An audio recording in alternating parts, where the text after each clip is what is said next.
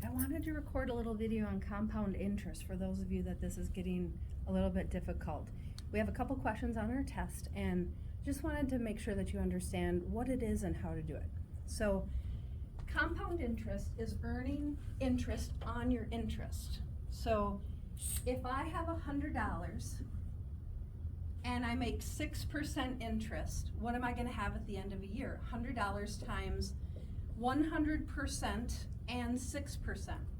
So when you look at the calculator here, if I have $100 and I multiply that by 100%, that changes it to 1, and I still have my $100. So that 100% is going to get you my original investment, and if I do another 6% on that, it's going to add my 6% interest. So I'm going to do that again, times 106%, if 6% is my interest rate for a year. Now I'm at $106. Now the next year I'm going to earn money on the $106. On my calculator, to go times 106% again, all I have to do is hit the equal sign. That's year 2. And this is year 3. Remember, on rounding, this one right here, if it's 5 or more, we go up to 11. If it's less than 5, 4 or less, we go down to 10.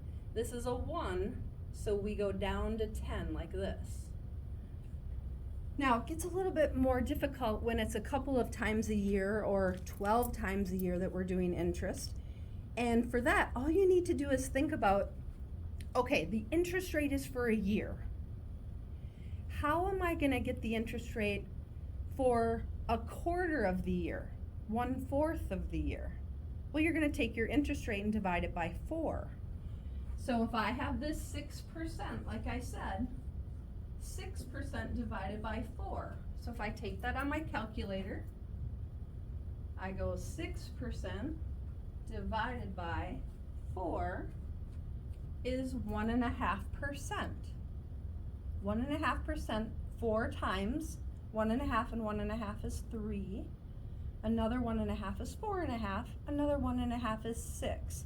So those 1.5s, when we add them together, is still going to get us our 6% for the year. So now we're going to do the same thing, but for 1 quarter.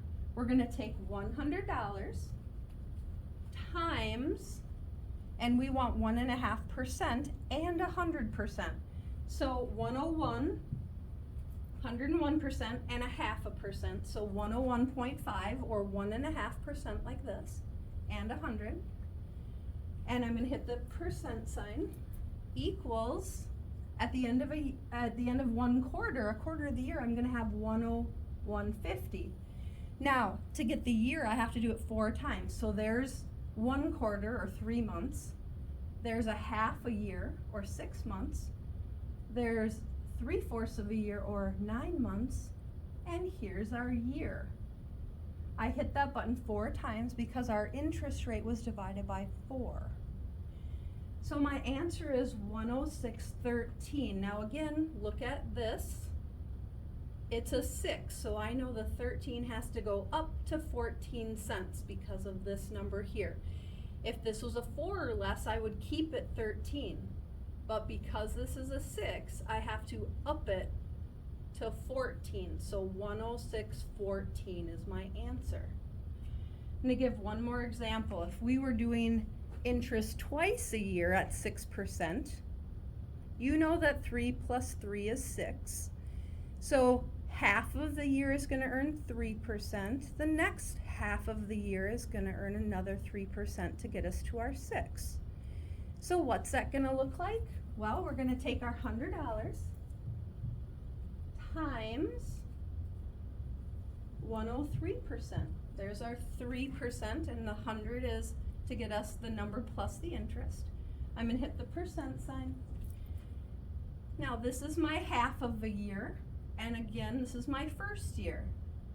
If I want to go to 3 years, I'd go year 2, year 3.